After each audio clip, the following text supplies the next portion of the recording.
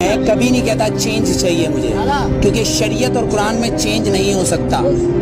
جو شریعت ہے اور قرآن ہے اس میں کبھی چینجنگ نہیں ہوتی، اور میں کبھی نہیں کہتا کہ مجھے چینج چاہیے۔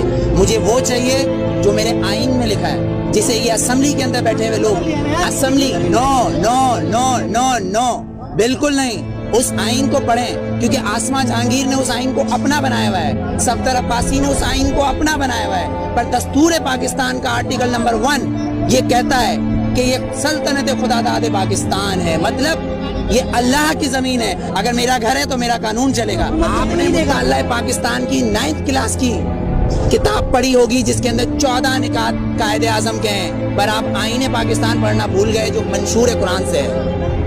شاید نہیں پڑھا ہوگا آپ نے، اگر پڑھا ہوگا تو آسما جہانگیر آپ کو اس کے اندر سے کچھ اصل نکال کے دے دے گی، آپ کہو گے وہ صحیح ہے۔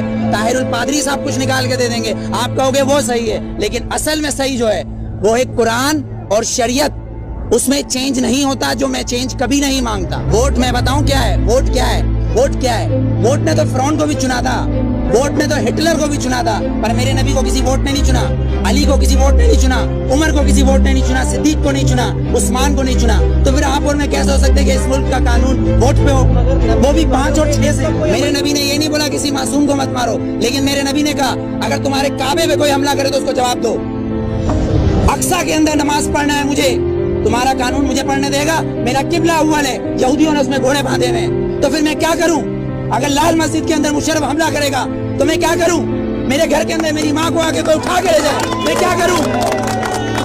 میرا قانون اس کی اجازت دیتا ہے، میرا قانون اس کی اجازت دیتا ہے۔ آرٹیکل 63 اور 62 آرٹیکل 63 اور 62 اس بات کی اجازت دیتا ہے کہ چیف جسٹس کو بھی چیک کرو، چیف جسٹس کو بھی چیک کرو۔ لیکن یہاں تو میں پارکنگ والا کھڑا ہوں، یہ پارکنگ والا میں کھڑا ہوں، یہاں گورنمنٹ آتی ہے کہتی گورنمنٹ کی گاڑی ہے، تو یہ جو گدھے کھڑے ہیں، یہ جو گدھے کھڑے ہیں جن کے ٹیکس سے یہ گورنمنٹ بنتی ہے، جب یہ 10 روپے اور 20 روپے دے رہے ہیں تو یہ گورنمنٹ کیوں نہیں دے گی؟